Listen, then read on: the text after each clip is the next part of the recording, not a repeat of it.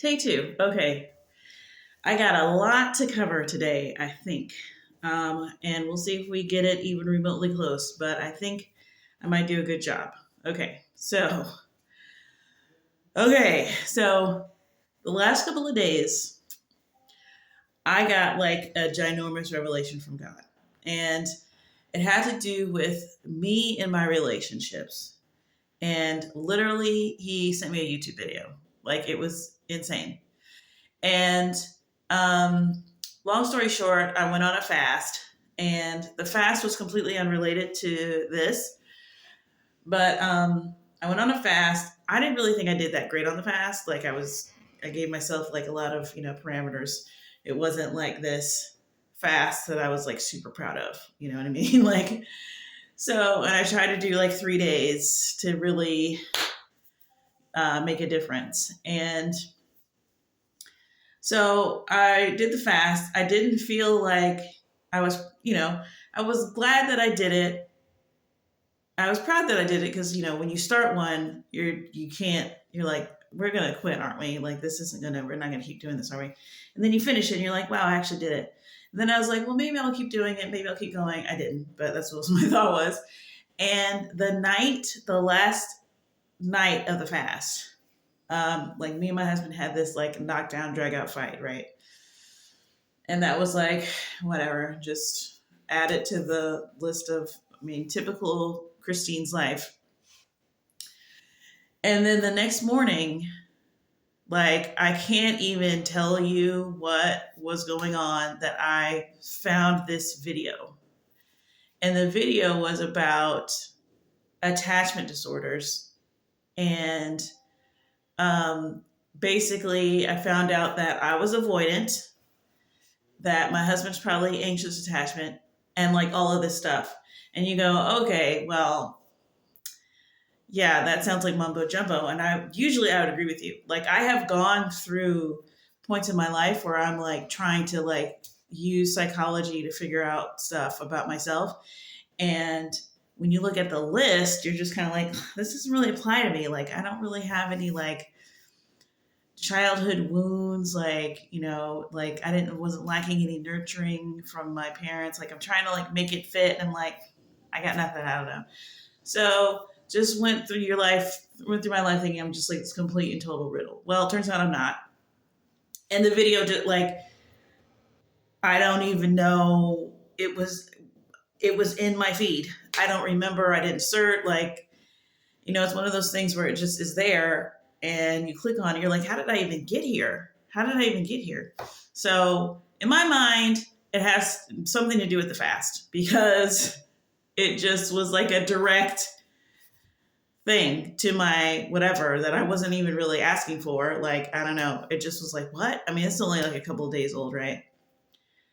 Huge, mega huge piece of the puzzle, like solving problems right away, blah, blah, blah, right?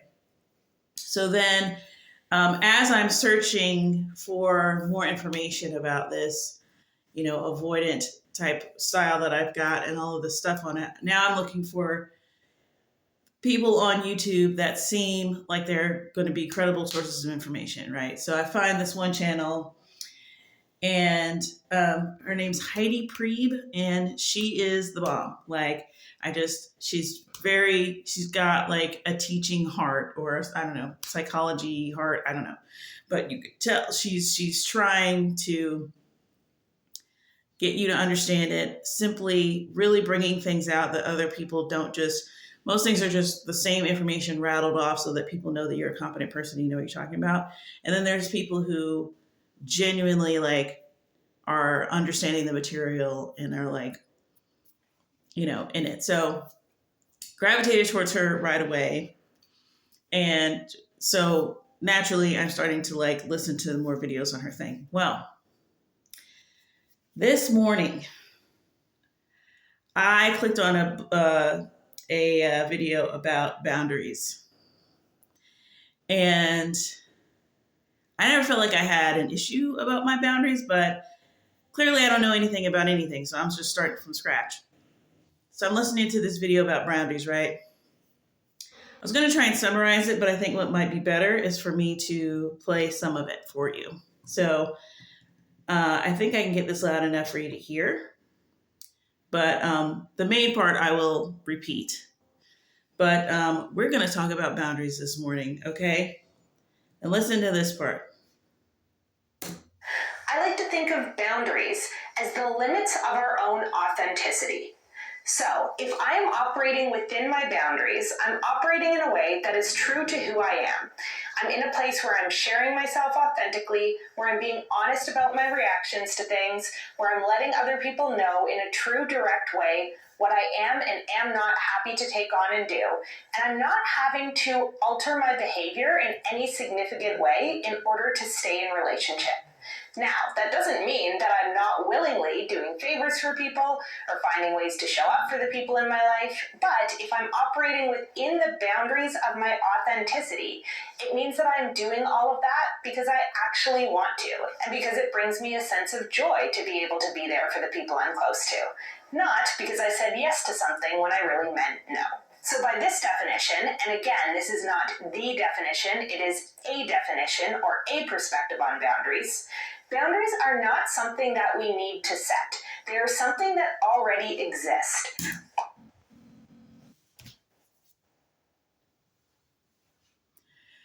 Boundaries are not something we need to set. Boundaries are something that already exists. When she said that, I just perked up. I was like, right? And as I'm listening, I'm thinking of times in my life where I have sort of misunderstood the definition of what boundaries are, whatever, X, Y, and Z, right? Let me see. I think there's something a little bit after that. All we need to do is be clear with other people about where they lie. And sometimes the hardest part is being clear and honest with ourselves about where those boundaries lie. So I like to literally picture it like, okay, if my personality, if my authentic self were a property, my boundaries would be the fence that extends around my property so people can recognize what is my land and what is theirs. Okay. I think it was about this time that I realized why, this is going to seem so random, but it's not. This is why the Bible is true. This is why the Bible is true. And this is what I've been trying to say and didn't know that I was saying, just like I didn't know that I had an attachment issue that other people have, that so many people have come to them fitting at one or the other pattern, that they have now given names to things and they go in these different directions, and you are actually a predictable type of person. I had no idea that I had a predictable pattern of any type. That's what blew my mind, and what people always say, like, oh, once you give something a name, once you have a name for something, like it just kind of, it gives it a lot less power and blah, blah, blah. And I never understood what people, or I kind of dismissed it really when people would say that, because they'd be like, okay, well, they just went to school. They look up some Latin and give something a name. Like that doesn't mean, like that doesn't just automatically make you feel better. But now I understand what people mean, because it's not so much that it has a name. Sort of. The name implies that the thing that you are doing follows a pattern that is recognizable among humanity. And when you feel like you singled out from humanity, to find out, it's like, oh yeah, we call that singled out syndrome. A ton of people have it, blah, blah, blah. You're like, what? Now you're part of something where you didn't think that you could possibly be that. And you're sort of making this custom made thing for yourself that you don't even want to sort of try to consult and share with other people, because you're so convinced that no one is going to even understand what you're talking about. And so to hear a video of myself described in detail, predictable pattern detail, was absurd. I couldn't believe it. Anyway, back to the boundaries thing that we just listened to. As soon as she started talking about this, I was like, this is what I'm trying to describe. I've said multiple times about how when you receive the Holy Spirit, it's like it makes sense of everything. It's like when you read the Bible, when you read the Bible and in tandem you have the Holy Spirit, it's like everything is like a card. You see cards, and you know that the cards each have different suits and they each have different values, and you see all that. But then you see, like, you understand the rules, and you understand a pair beats, a single high card, and it doesn't matter what the high card is. A pair of anything, doesn't matter what the pair is going to beat that high card. And two pair beats a pair, and three cards beat two pair. Like, if without knowing that, you can't make sense of. You're like, oh my gosh, like you can sort of make sense. You're like, oh, I understand why people won that game because they had high cards and these people had low cards. But sometimes you're like, I don't get that. I don't understand how you beat somebody with 2 3s. Like, that doesn't even make any sense. So the Holy Spirit makes sense of things, right? Okay. The Bible, particularly the Old Testament, and this is why people, but also the New Testament in a way too. The entire book is God explaining his boundaries in the relationship and what your boundaries should be in the relationship. Because guess who knows that you fudge your boundaries based on what you want or what you think you want or need. So if somebody comes along and they're willing to love you, you're erasing boundaries all over the place and you're willing to put up with a lot of weirdness. And it takes so long for you to even get a truthful statement out of you because you're just whatever. It's so hard when no one is, everybody's going, oh yeah, no, it's no problem, Mom, yeah, I'm fine, oh, and it takes so long to get any real truth out of anybody. Or you know that you're pushing somebody's boundaries, you're pretending like you don't because you just need them to accept you, whatever. The point is, this is such a huge chunk of our lives and such a huge chunk of what affects our quality of life as human beings. It's like so significant.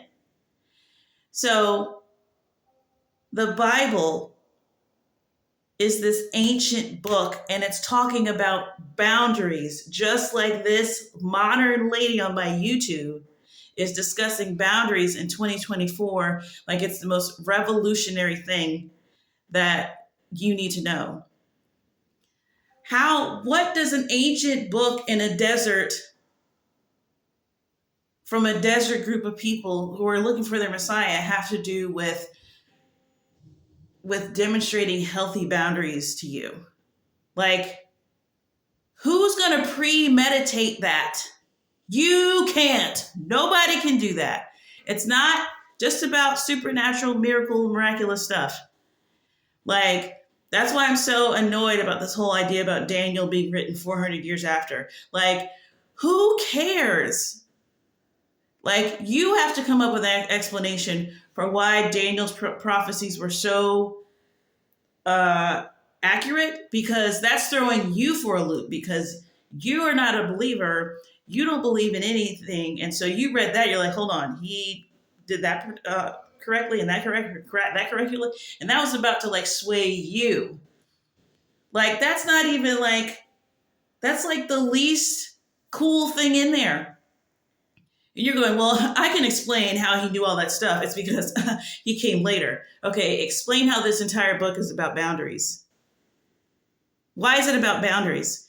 Why is no other God, if they're so freaking great? The other, it's not just, like I said, supernatural stories of, ooh, look at what I can do. I'm the God, the big God. Like, you should listen to what I'm saying. It's not just, it's an old book and it's ancient, this ancient street cred. It's not just, it's got esoteric things in it and that's why it's legit. Who else, what other God is spending so much time on something like healthy boundaries? Who knew up to before 50 years ago that healthy boundaries was the thing. It's literally the first thing he teaches them. Is like, listen, here's me. This is what I will accept. This is what you need to do. This is what you not need to not do and not accept. If we're going to rock, if we're going to do this thing, it's relationship, healthy relationship talk. And God not crossing his own boundaries for anything. I don't care. He's like, I am holy. That's like one thing you're going to know about me. I am holy. Y'all are not. I get that. But here's what we're going to do. If you can stick to this thing, we can do this thing together. But I need you to stick to the thing. Then they go, okay. Then they go into the promised land and they lose a battle. It's like, ooh, it's scary because they don't have it to lose. They don't have it to lose. And they go to God and they're, oh, what's going on? And he's like, what did I say?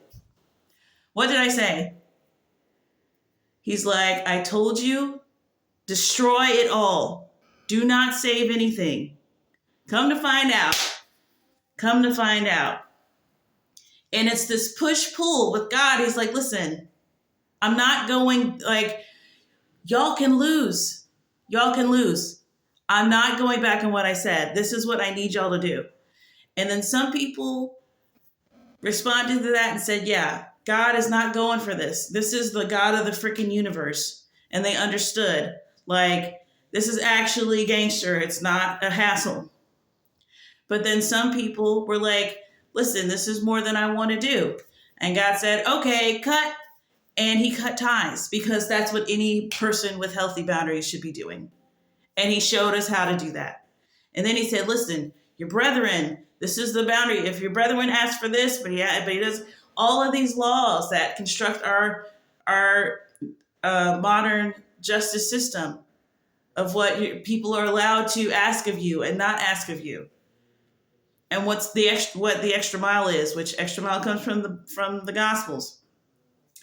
But the thing is, like, the New Testament also does the same thing, but it's like from Jesus's mouth. That's why instead of you having to read it and sort of decipher it and learn it yourself, like, that's why people tell you, like, start with the Gospels, because Jesus is explaining the Father to you in the terms that he knows the Father, like he knows. He's like, listen, how many of you would give your children a rock when they ask for a piece of bread? Like, the Father is not going to do these things. So he's like the ambassador.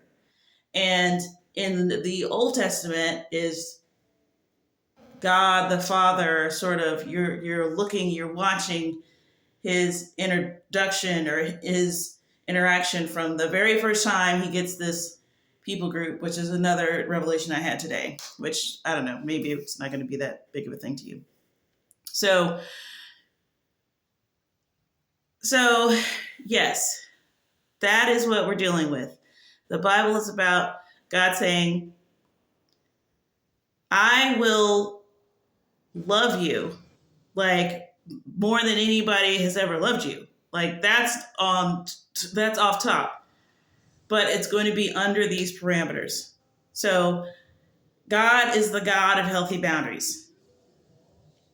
And here's something else that she said in the video, which I might try to find some more places. But she brought up the fact that, you give boundaries to people that you intend to be in relationship with and you intend to love. If you meet somebody and you don't intend to ever meet them again, and you're just like, and you're just trying to get out of the conversation so you can leave, you don't give them no boundaries. You don't give them any boundaries. For what? You're not going to be interacting with them. You only give boundaries to people that you love. And it's necessary to do it because it's property lines. It's property lines, which are God-given.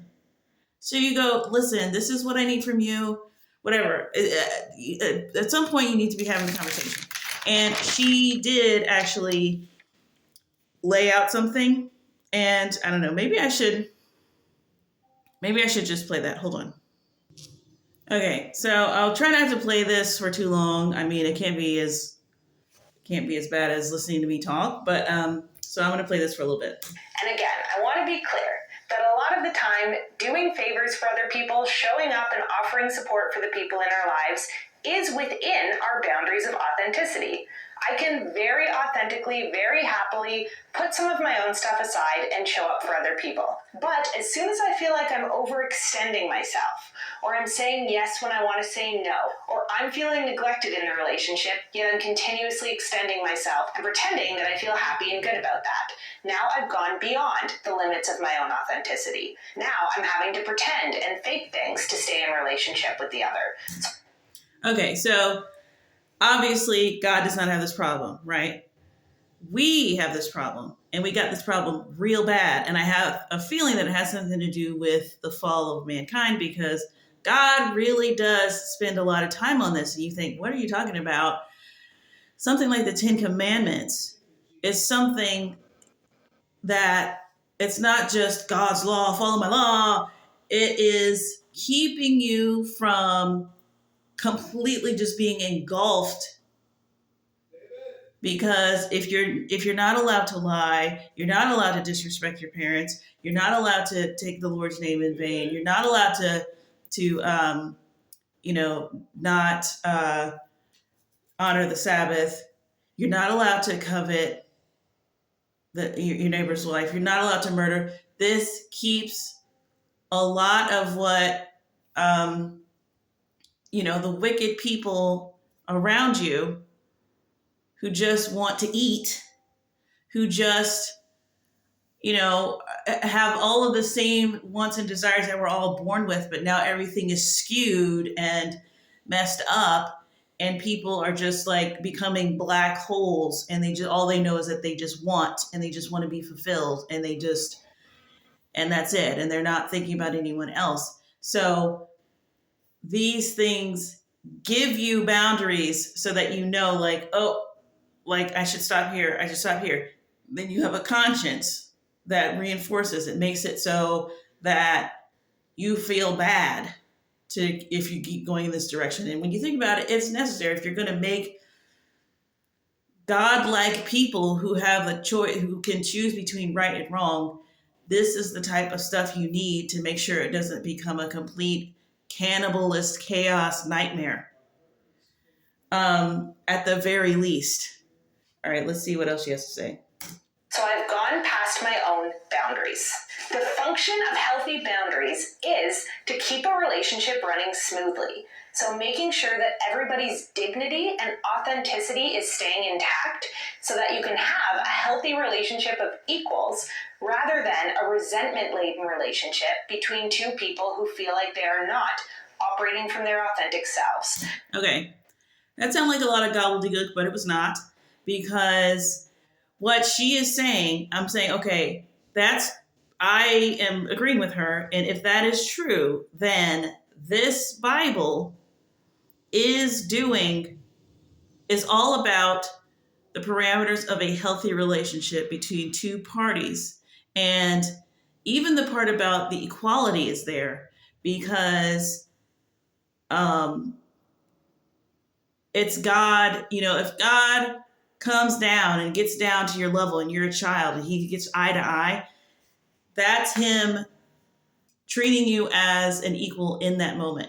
And so much of this is God literally having a chat and being like, okay, do you want to do this? Everyone has to agree, everybody with one voice, and it's not just him going, I am God now, you're welcome. This is what it is. It is him leveling with them and telling them, this is what you're going to be responsible for doing. And it's got to be like this. And giving them the opportunity to do this. And then when they don't do it, going, nope, that's not what it is. It's this. And giving them warnings and giving them consequences and all of that stuff. It's if you're thinking about the God of the universe And what most of us point out and what we think ought to happen is just him be God and just do the God thing. It's like, why can't you just do the thing? And he's calling people to more than that. He's calling people to an equality of a relationship that can be actually enjoyed on the mutual level. On the mutual level! I'm going to try to find the part that really blew my mind when I heard it. All right, so I'm going to try and go around like the places that I really wanted to. Whatever, I think I found them all. Okay, so here's the first thing, and I go on like 2 minutes. And because this has all been very theoretical so far, I want to go into a couple examples of what this actually looks like in practice. And I want to note, letting people know where our boundaries lie is inherently vulnerable in a lot of cases, because when we're setting a boundary, when we're letting someone know, here's the edges of my authenticity, here's as far as I can go, without crossing over into resentment territory or self-abandonment territory, we're letting them really see us and understand what matters to us. So I'm going to put this in the description box because this is actually a really good video. And if you need a refresher about your boundaries, I mean, this is a really great practical thing that's just like objectively whatever. And this whole idea of like, on one side, you have resentment and you don't want to get to the point, you know, if you're getting to a point where you're resentful, that's when you know you need to have a boundary conversation. And then, what was the other thing? Is resentment and what else? Sorry, we're letting them crossing over into resentment to authenticity. Here's as far as I can go without crossing over into resentment. Okay, so maintaining authenticity and I mean, I sort of see that as like one side, and then the other side is veering off into resentful. So it's like the boundary is being yourself as much as you can be and not turning into another person. And then also on the other side, you're compromising, being open to outside feedback, but not to the point of resentment, because we tend to do either thing where we're just bottled up and people don't even know how much we hate our situation, or we are just completely being another person for the sake of whatever, and we're just abandoning. That self-abandonment idea too is really something that, you know, I want to kind of look into and sort of tailor to what I already have a different belief system. So like she talks a lot about like the inner child, which honestly is just kind of like, to me, in some ways it's the spirit. Like anytime you're talking about the inner whatever, it's the spirit to me. And then, but sometimes, you know, we have a delineation about the spirit and the flesh wants to go off and do whatever, but you have to be like the responsible. You can't just be like, okay, we're going to go get candy and we're going to eat all day. And like that part of you, that's your flesh. But then there's also the inner child that's just like innocent, childlike, and that's your spirit. It's like the thing that you want to preserve, which the Bible does talk about as well. Like, I can't believe, like, this is not even like, you can find a Bible verse for everything she's talking about. Like, God has already thoroughly, like, he is 100% good at this, what she's talking about. Territory or self-abandonment territory, we're letting them really see us and understand what matters to us. And a lot of the time, because boundaries are such a hot topic online, I see people giving examples of boundaries and going, is this fair or reasonable to expect? Okay, before she goes on, I do want to say, like, that is true, that there's a vulnerability aspect to it, telling people, like, you know, what your expectations are and why. And we see that God is very, open. I personally know because I have read it and just kind of felt like, oh gosh, like not cringy, but it's just like, you know, your insecurities are like, bro, like keep some of that inside. Like, why are you telling everybody your business? Like, God does not have a problem with this. And he gets flack for it. I mean, this whole thing about him being jealous, and he's just telling you openly, like, I'm jealous. Like, don't worship these other gods. It makes me upset. Like, and we're just like, who's this guy? Like, but that's mature. And it's also telling you what the relationship is between you and him and how that affects him. Like, it's totally great, but we just kind of like, we're like, because we're dysfunctional and we don't like it actually. And when you really look at the text, or when you really look at what that person is setting as a boundary, what it seems like to me is that they're not truly being vulnerable.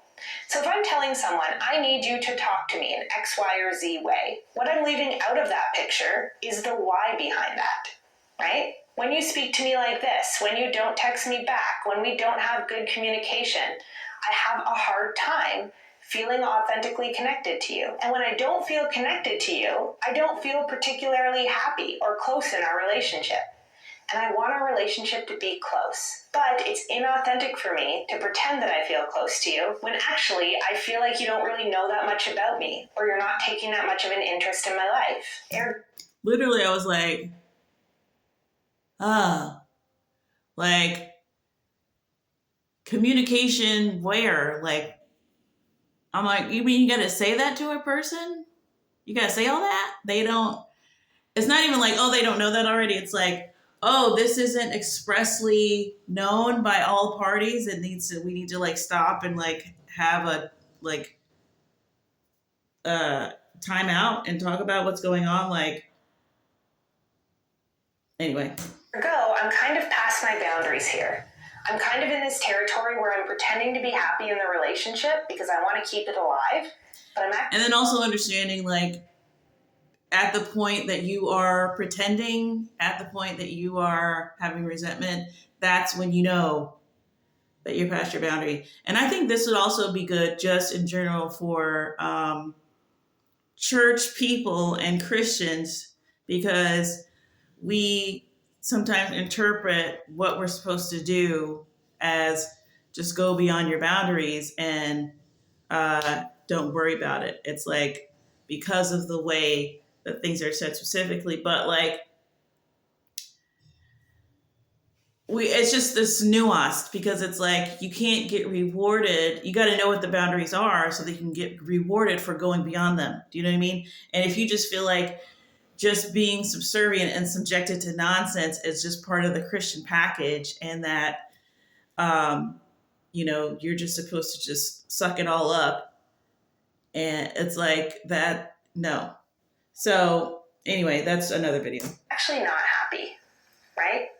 That's letting someone know where our boundaries are. It's not demanding that they do something. It's just letting them know, here's what I need to actually feel happy and connected and close to you. If that's something you want too, then here, let me open the gate on the side of my boundaries and invite you inside. And if that's not something that you want, then we might need to renegotiate or figure something else out around how we relate to each other. Maybe. I'm telling you, so much of what she said is what God is trying to do. Like, so much of that. And I think I was going to say this for another video, but it kind of applies. So, like, not everybody, like, God obviously has already made it clear that this is the type of relationship he is gunning for with us. We didn't recognize it right away because we're dysfunctional. And as far as we can see, you have to sort of scam somebody to be with you forever. And so we didn't recognize it right away for what it was. So, but like, not every person is gonna, like, she does this whole example about like being in a relationship with somebody, but they're like flaky, and like, how do you deal with this friend who's flaky and is always bailing out on your plans, and the conversation that you need to have. And it's like, listen, I want to be in this relationship with you, and you establish, that each one of you is called establishing the buy-in, meaning find out if you're each on the same page as far as like what you want to get out of the relationship. And then they go, and if they are on the same page as you, then you go, okay, well, let's come up with a different solution, because if the plans keep falling through, like I keep getting my hopes up and then this thing happens, like really simple things, right? But sometimes the answer is no. Sometimes they're not on the same page with the friendship. And that's why the plans keep falling through, because you're genuinely not on the same page as far as priority. Or sometimes they go, oh yeah, totally, totally, totally. And then even then the problem is still persisting. And then you go, okay, well then there's got to be another problem that is I'm not being told about, or they're not being honest. So it's like you might be in the mood to have healthy boundaries, but they're still not, or whatever. And you got to adjust like where you want the relationship. It's like, okay, how do I keep this relationship in my life if I still want to do that, where it's not my boundaries are not being just violated and bludgeoned all over the place, and like where you need to keep this person and it's like, yeah, God has to do that too. And like not everybody is going to be like, woo, like there's some people that love God, they just want to get stuff from him. And I don't think that every single person who doesn't I think there's gradations, and that they're okay. Like not everybody's going to be reading their Bible 10 hours a day and doing all the things. Like some people are just, they got their Bible verse and they know that they proclaim Jesus as their Lord and Savior, and their relationship isn't really, they got as much of God as they want, and that's fine. And when they get to heaven, maybe they'll be disappointed, or maybe not. But the thing is, the reward is more often than not, the reward is not a new car. It's not cash. It's closeness with him. You're rewarded with more closeness with him. And if you don't want that, then your reward is going to look accordingly. It's going to be like this. What somebody else's is going to be like that. And it's all fine and it all works out. So it's like, it's not like with every single person, God wants to like get up in your face and like look at you. Like, it's not that God wants to. It's like if he wants whatever you want. Like, this is me just sort of going off of the information. It's like, for me, I can't imagine it. It's like, but I know that also there's probably a level of closeness that's way above what I've got and what I'm even looking for. And I know there's people who just literally just long to like merge, which I don't know, I'm the same way too, but like it's going to come out in your life. So there's gradations. I don't think that it's just like all or nothing, and that if you're not, ready to be martyred or whatever, that you're not fit for the kingdom. I think that there is going to be some, diversity. Like that's diversity too. So just like we will come across people in our lives and, we might be like super excited about them, but like for whatever reason, maybe they're not into you as much. Maybe they got their own baggage, whatever. You have to pull away from them for the time being. You have this conversation like, hey, like what's going on? Or this is how I feel about you or what we're doing. Like, I really like what we're doing. And if they're like, oh yeah, whatever, you have to negotiate that. Like one of the things she says is like, she figures out, she's like, if the problem persists, there's something you don't know about. How do I preserve the relationship without harming, she says, my inner child? I put my spirit, because I knew that's where she was going with it. So it's how do I preserve the relationship without harming my spirit? And then she says, it's your job to do that. And I wrote that in big caps in my thing. It was like, it's your job to preserve your relationship in the way that keeps your spirit from being harmed by that person. That is your job. So, so much of this is in the word. And if you just follow the word, whether you feel like doing it or not, you're going to end up with the same healthy results. It's not going to seem like that. It's just going to seem like people left out of your life, where you got, you might not know what happened. And you're just like sad because all your friends are gone. But really what you've done is this process, but you didn't know that's what it was because you're dysfunctional and you haven't looked at healthy boundaries. So you don't know. But this is what is being taught. And I'm like, oh my gosh, this sounds like God talking, because it is. Hold on. Okay, so this should be the last thing that I want to share with you. Instead of just looking at what isn't working, we need to be clear on what we do want and what we love about that relationship and why it's worth setting the boundary in the first place. So question number 1 is, what do I want out of this relationship? Why is it worth salvaging? And if we were able to salvage it, what would that ideally look like? Question 2 is, what is currently in the way for me when it comes to being able to have that type of relationship with this person? So if I want a super close connected friendship with this person, how is it possible that I don't have that? What's getting in the way of me feeling really close and connected to them? Question number 3 is, what would it take to get there? So what would need to change in order for us to move from this place where I feel disconnected or like I'm having trouble experiencing the type of relationship I want to have with this person, and the place where we have it? And finding the answer to this question is ideally a collaborative affair between you and the other person, but it doesn't hurt to ask yourself first, so that going into a conversation with them, you have a little bit of an idea of what might need to happen. And you Okay, let me fast forward a little bit because I think it's around this area. these certain boundaries, and that might mean feeling a bit of grief or pain over the limits that we need to set interpersonally, if and when it comes to that. And the kind of golden rule to ask yourself there is, what would make it possible for me to stay in connection with this other person without feeling resentment towards them? So how can I make sure that every time I see this person, I'm able to actually be present, engaged, and not distracted by past things I'm upset with them about, or whatever it is? What relationship structure would allow me to stay present, maximally alive, and minimally resentful every time I'm around this person? Okay, so when I heard that, when she said maximally alive and engaged and not distracted by resentment, which minimally resentful, okay? Keep in mind, the entire time I'm thinking about how God has already done all this. And then I go, oh, God feels maximally alive and engaged when we are doing the thing properly, when we are respecting his boundaries, doing what he said in those moments when we are nailing it, whenever that is. It's making him feel maximally alive. It has to be. She just said it. That's the whole point of setting the boundaries and being good at doing it and doing it. So when it is achieved, that is happening. And so I was thinking about that. And I've been thinking about that since I heard it. And just generally, it's good to know. And it does say that. There are plenty of times where God is talking about how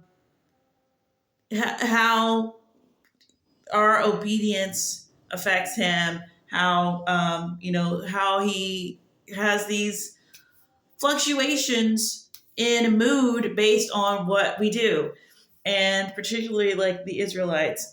And I was thinking about, there are some times when the Israelites, whether you want to say it's the beginning, but I think it ebbs and flows, where they're doing a really good job. We never really, the people that wrote the things down kind of only wrote the things in context that were when things started to go to crap. They didn't really focus a lot on we did good for about 20 years and it was great. You might get one sentence but then nothing happens when that happens. So, and I think about all the times where it says, where God's you're going to be blessed and I'm going to bless you until you are so blessed that you're going to forget me. And then you're going to go back into your sin. And then I'm going to have to, discipline you or whatever. And it's why would you say that? It's he knows what's going to happen, but it's that's just, he can't help it that when you do good, he's going to reward you. He's not going to not do that just because it makes you crazy. He's going to do that. He knows what's going to result from that, but he's still going to do it. He's not going to I'm just going to give you a little bit because if I don't, then you'll just leave me again. He's not us. He's not us. It's hard to devote yourself to a imperfect group of people. So, which, I thought about the prophets and really the way that, we are just thinking about prophecy, like telling the future and us getting, God giving out the tea way before it happens, blah, blah, blah. But it's really, when you read those books, it's really God going into his, what's on his mind. And it's about the relationship and how bad it is at the time, or how good it is, or how good it's going to be, how it's bad now, because he knows the future. But like, it's just amazing how this just keeps coming up again and again and again. And what